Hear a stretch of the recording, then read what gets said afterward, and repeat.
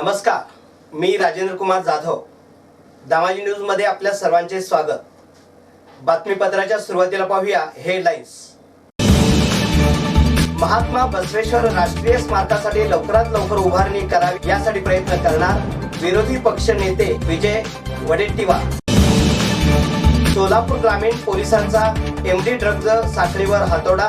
चंद्रमौळी औद्योगिक वसाहतीतून 6 कोटीचे मेफाड्रीन जप्त.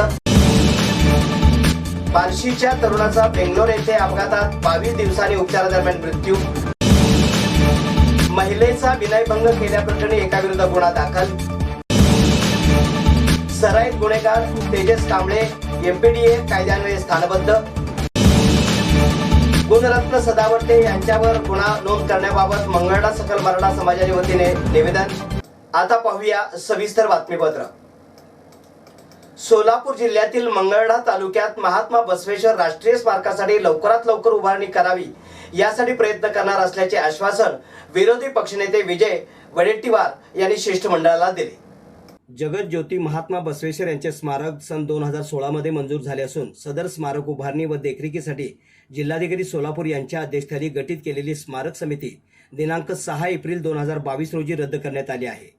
तरी सोलापूर जिल्ह्यातील मंगळवेढा तालुक्यात जगज्योती महात्मा बसवेश्वर यांचे स्मारक उभारणी समिती तात्काळ नेमण्यात यावी व राज्यातील इतर मागासवर्गीय यांचे सामाजिक व आर्थिक उन्नती व्हावी यासाठी व इतर मागासवर्गीय समाविष्ट असलेल्या राज्यातील वीरशैव लिंगायत समाजाच्या सामाजिक आर्थिक विकासासाठी जगज्योती महात्मा बसवेश्वर आर्थिक विकास महामंडळाची स्थापना करण्यास शासनाने मान्यता दिली आहे व पहिल्या टप्प्यात 50 कोटी निधी मंजूर केलेला आहे. परंतु सदर निधी आज अखेर वितरित झाला नाही.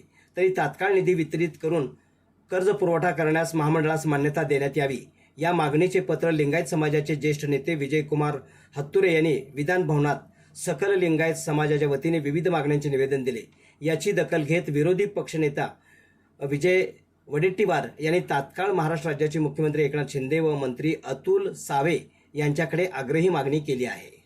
सोलापूर ग्रामीण पोलिसांनी मोहोळच्या चंद्रमौळी औद्योगिक वसाहतीत मंगळवारी 17 ऑक्टोबर रोजी टाकलेल्या छाप्यात 6 कोटी रुपयांचं मेफाड्रीन अर्थात एमडी ड्रग्ज जप्त केले. या छाप्यात 2 आरोपींना गजाआड करण्यात आले असून न्यायालयाने त्यांना 23 ऑक्टोबर पर्यंत पोलीस कोठडीत ठेवण्याचे आदेश दिले आहेत. त्यांच्याकडून 300 किलो कच्चा मालही हस्तगत करण्यात आला आहे. त्यांचं रासायनिक प्रतिकरण झाल्यावर त्याची किंमत निश्चित होईल अशी माहिती पोलीस अधीक्षक शिरीष सरदेशपांडे यांनी पत्रकारांशी बोलताना सांगितले.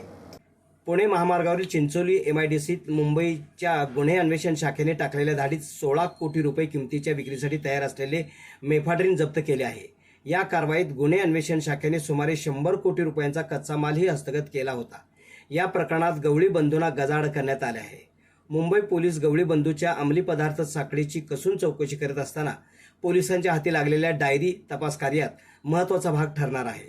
चिंचोळी MIDCतील अंमली पदार्थ निर्मिती आणि वितरण प्रकरणाचा तपास मुंबई करत आहे. अशातच मोहोळ पोलिसांनी चंद्रमौळी औद्योगिक वसाहतीत MS केमिकल्स फॅक्टरीत छापा टाकला. मोहोळ पोलिसांनी मंगळवारी टाकलेल्या छाप्यात 6 कोटी रुपयांचं मेफाड्रीन MD ड्रग्ज हस्तगत केले. त्यात 2 आरोपींना गजाआड करण्यात आले आहे. त्यांच्याकडून लिक्विड आणि पावडर स्वरूपातील 300 किलो कच्चा मालही जप्त करण्यात आला आहे. रासायनिक प्रतिकरणानंतर त्याचं बाजारमूल्य निश्चित करणं शक्य होणार असल्याचे पोलीस अधीक्षक श्री शरद देशपांडे यांनी पत्रकारांशी बोलताना सांगितले आहे. चिंचोली MIDCतील छापा आणि मोहोळच्या चंद्रमौळी औद्योगिक वसाहतीतील छापा यांचे काही कनेक्शन आहे किंवा कसे यासंबंधी पत्रकारांनी विचारले असता मोहोळच्या छाप्यातील दोन्ही आरोपी वितरण साखळीत असल्याचे तपासाच्या प्रारंभी दिसत आहे. या दोन्ही प्रकरणातील आरोपींचे अवैध व्यावसायिक संबंध असण्याची शक्यता आहे. या स्थळाला कोल्हापूर परिक्षेत्राचे विशेष पोलीस महानिरीक्षक यांनीही भेट दिली असून सखोल तपासाच्या अनुषंगाने सूचना दिल्या असल्याचेही पोलीस अधीक्षक सरदेशपांडे यांनी शेवटी सांगितले. ही कारवाई सोलापूर ग्रामीण पोलिसांच्या MD ड्रग्ज साखळीवर हातोडा असल्याचे मानले जात आहे. बार्शीतील स्वप्नील विलासराव वळेकर वय वर्ष 23 वर्ष याचा बेंगलोर येथे झालेल्या अपघातात मृत्यू झाला आहे. स्वप्नील हा बेंगलोर येथील विद्यापीठात शिक्षण घेत होता. दिनांक 22 सप्टेंबर रोजी मोटरसायकलवरून झालेल्या भीषण अपघातात त्याच्या डोक्याला गंभीर इजा होऊन मोठ्या प्रमाणात रक्तस्राव झाला होता. बेंगलोर येथील हॉस्पिटलमध्ये उपचार सुरू असताना दिनांक 16 ऑक्टोबर रोजी निधन झाले.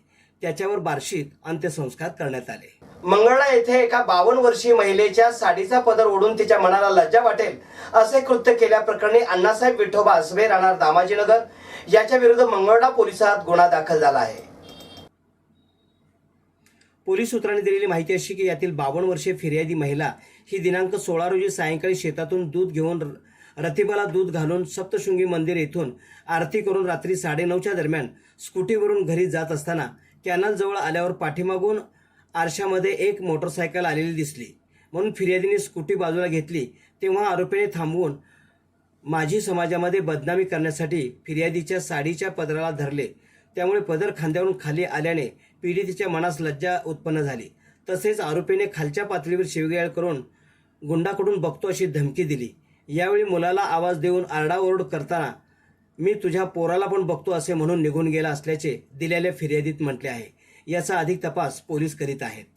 सराईत गुन्हेगार तेजस धर्मपाल उर्फ धर्मप्पा कांबळे वय वर्ष 20 राहणार माडा कॉलनी गोकुळनगर जुळे सोलापूर याला MPDA कायद्यान्वये स्थानबद्ध करण्यात आले आहे. शहरातील विजापूर नाका पोलीस ठाण्याच्या हद्दीतील सराईत गुन्हेगार तेजस कांबळे हा मागील काही वर्षापासून सातत्याने घातक शस्त्रांचा वापर करून जबरी चोरी, मोटरसायकल चोरी, घरफोडी करणे, गैरकायद्याचे मंडळी जमवणे असे अनेक गंभीर स्वरूपाचे एकूण 15 गुन्हे सोलापूर शहरात दाखल आहेत. त्याच्या या गुन्हेगारी कृत्यामुळे शहरातील नागरिकांचे दैनंदिन जीवन विस्कळीत होऊन सार्वजनिक सुव्यवस्थेचा बाधा निर्माण झाली आहे. तेजस कांबळे याला त्याच्या गुन्हेगारी कारवाईपासून प्रवृत्त करण्यासाठी सन 2021 मध्ये कारवाई करण्यात आली होती. त्यानंतरही तेजस कांबळे यांच्या वर्तनात कोणताच बदल झाला नाही आणि त्याने सार्वजनिक सुव्यवस्थेस बाधा होईल अशी गुन्हेगारी कृत्ये चालूच ठेवली.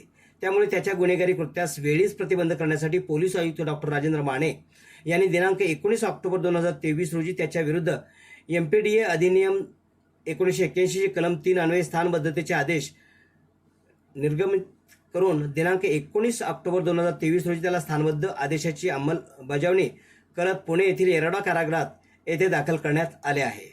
गुणरत्न सदावर्ते याच्यावर गुन्हा नोंद करण्याबाबत मंगळा सकल मराठा समाजाच्या वतीने मंगळा पोलिसांना निवेदन देण्यात आले आहे. महाराष्ट्रात मराठा आरक्षणाचा विषय गंभीर असताना व मनोज जरांगे पाटील यांच्या 14 ऑक्टोबर 2023 रोजीच्या सभेनंतर गुणरत्न सदावर्ते हे आपल्या वक्तव्यातून मराठा समाजाच्या भावना दुखवण्याचे, मराठा समाजातील तरुणांचे डोके भडकवण्याचे तसेच दोन समाजामध्ये तेढ निर्माण करण्याचे घातक काम करीत असून त्यातून सामाजिक शांतता व सुव्यवस्था बिघडवण्याचा सदावर्तेंना जाणूनबुजून प्रयत्न करीत आहेत. अशा अपप्रवृत्ती व्यक्तीच्या विरोधात सकल मराठा समाज मंगळा तालुका यांच्या वतीने गुन्हा नोंद करण्याबाबत निवेदन देण्यात आले आहे. तसेच अनेक वाचाळीवर मराठा आरक्षणाच्या विरोधात बेताल वक्तव्य करत आहेत. त्यांनाही ते नाही थांबवले तर त्यांच्या विरोधात तीव्र आंदोलन करण्याचा इशारा यावेळी मंगळा सकल मराठा समाजाच्या वतीने देण्यात आला आहे. हे होतं आजचं बातमीपत्र. पुन्हा भेटूयात एका नवीन बातमीपत्रासोबत. नमस्कार.